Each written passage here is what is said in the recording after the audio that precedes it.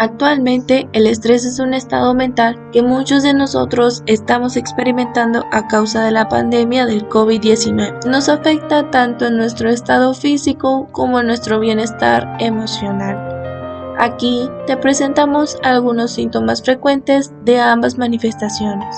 Reacciones emocionales ante la exposición del estrés durante la pandemia.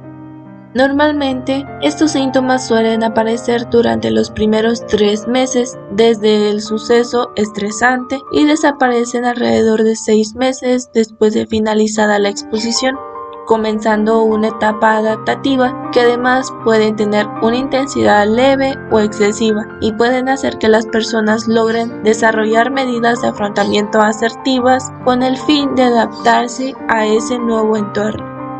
En este caso, por la pandemia causada por el virus SARS-CoV-2, por el contrario, genera conductas desadaptativas a nivel emocional, conductual o cognitivo, que solo limitan el funcionamiento de quien las presenta y en muchas ocasiones no le permite una adecuada toma de decisiones.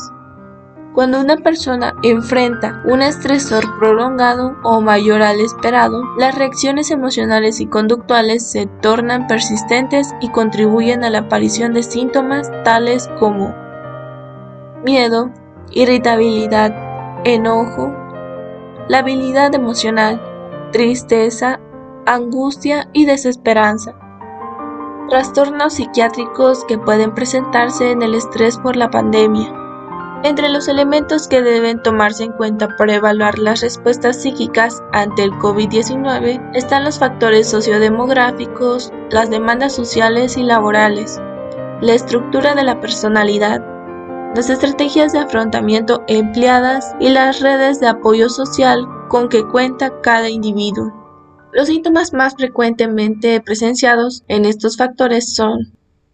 la depresión en una prevalencia de 9% que incluye sentimientos de tristeza, no disfrutar cosas placenteras por el estado de ánimo bajo, desesperanza por la sensación de la inutilidad de lo que se haga, preocupación continua por su salud y la salud de sus seres queridos, disminución de la iniciativa física y sensación de la falta de fuerzas, dormir mucho,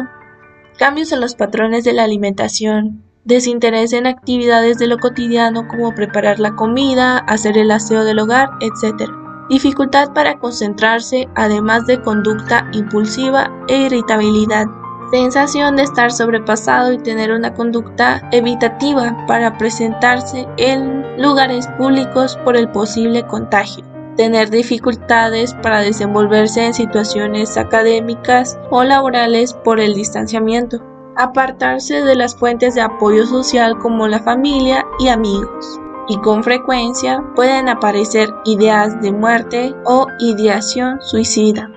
Los trastornos de la ansiedad se manifiestan básicamente por el temor ante la incertidumbre, así como el miedo al contagio, la sensación de pérdida de control y la coexistencia de síntomas psicofisiológicos resultantes como taquicardia, sudoración abundante, dificultad respiratoria y que en algunas de sus variantes puede llevar a una crisis ansiosa o ataque de pánico que paraliza al sujeto, además de presenciar conductas alimentarias compulsivas como el trastorno por atracones y dificultades para conciliar el sueño cuando lo desea. Por último, puede aumentar el número de casos de abuso de sustancias debido a los niveles de respuesta al estrés, el consumo de alcohol, tabaco, marihuana, ansiolíticos y benzodiazepinas es una forma de automedicación ante el estrés, la depresión y la ansiedad, pero al consumirlos fuera de control profesional lleva a proporcionar tasas altas de consumo de estas sustancias que, de no ser tratado en fases tempranas, existe el riesgo de una dependencia y otras complicaciones psiquiátricas. Si presentas alguno de los síntomas mencionados anteriormente, déjanos tu comentario y espera la aportación siguiente por parte del equipo productor sobre las formas que podemos enfrentar o lidiar el estrés durante esta crisis sanitaria del SARS-CoV-2.